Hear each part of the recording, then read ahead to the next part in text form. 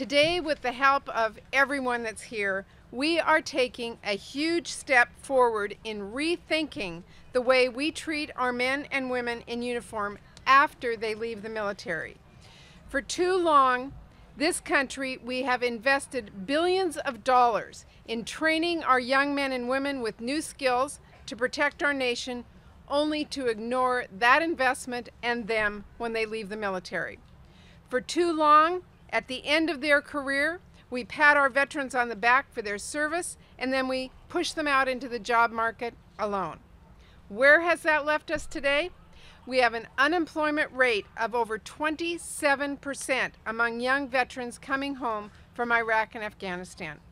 That is 1 in 5 of our nation's heroes who cannot find a job to support their families, they don't have income to provide stability, and they don't have work that provides them with the self-esteem and pride that is so critical to their transition home. All too often, we read about the results of veterans who come home, often with the invisible wounds of war, who can't find the dignity and security that work provides. We read about it in the skyrocketing suicide statistics, problems at home, substance abuse, and even in the rising homelessness among our returning veterans. But I've also heard a lot about it firsthand from the veterans that we have failed to provide better job support to.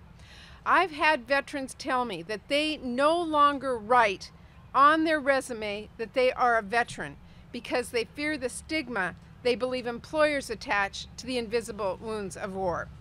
I've heard from medics who've returned home from treating battlefield wounds for days on end in incredible conditions, who cannot get certification to be an EMT or even an ambulance driver when they come home. I've talked to veteran after veteran who said they didn't have to go through the military's job skills training program, or that they were never taught how to use the vernacular of the business world to describe the job and experience they did when they come home. These stories are heartbreaking and they're frustrating, but more than anything, they are a reminder that we have to act now. The bill that we are introducing today allows our men and women in uniform to capitalize on their service and their experience, while making sure that the American people capitalize on the investment that we've made in them.